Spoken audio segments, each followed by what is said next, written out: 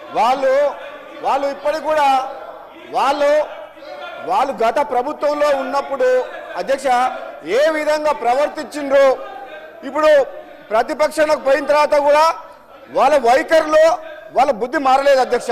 వాళ్ళ పద్ధతులు చూస్తుంటే ఒక మంత్రి మా బలహీన వర్గాల మంత్రి పొన్నం ప్రభాకర్ గారు మాట్లాడుతుంటే కేటీఆర్ గారు అహంకారంతో కూర్చోని అంటున్నారంటే ఎంత అహంకారం ఉంది ఆ కేటీఆర్ గారికి.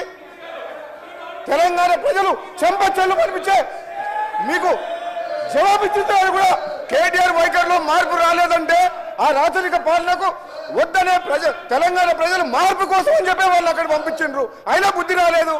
అధ్యక్ష నేను ఒక విషయం చెప్తా. మన కడియం సిఆర్ గారు చాలా సీనియర్ నాయకులు.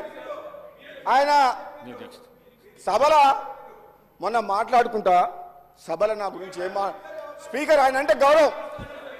కడియం సిఆర్ గారు చాలా సీనియర్ నాయకులు మేధావి, ఆయన అంటే నాకు గౌరవం. మొన్న సభలో నా గురించి ఏం మాట్లాడతాడు, నీకు మంత్రి వచ్చేది హోంమంత్రి వచ్చేది లేదు సచ్చేది లేదా అన్నాడు. అధ్యక్ష అంత సీనియర్ నాయకుడిని ఒక మాట్లాడుతున్నా మీ ద్వారా ఏమడుతున్నా అంటే అదే నాకు వస్తుందా రాదా, మా ప్రభుత్వం ఉంది, అది ముఖ్యమంత్రి అధిష్టానం నిర్ణయం తీసుకుంటుంది, అది వదిలేయండి, అది కళ్యాణ్ సిఆర్ గారు, అది మీ చేతిలో లేదు నా చేతుల్లో లేదు.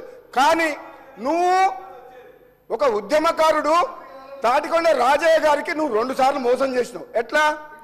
ఒకసారి ఏమో ఉప ముఖ్యమంత్రి పదవిలో ఉంటే అవమానకరంగా ఆనాడు తొలగించి ఆయన పీఠంలోకి ఎక్కిండు, ఉప ముఖ్యమంత్రి పదవి తీసుకుండు.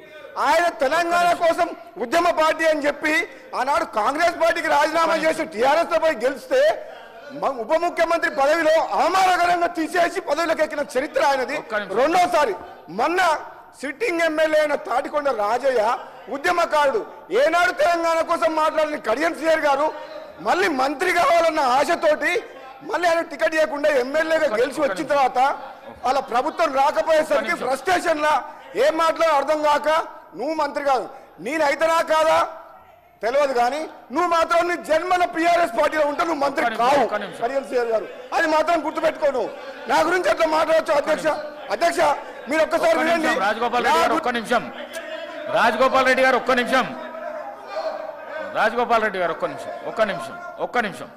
నిమిషం ప్లీజ్ ఒక్క నిమిషం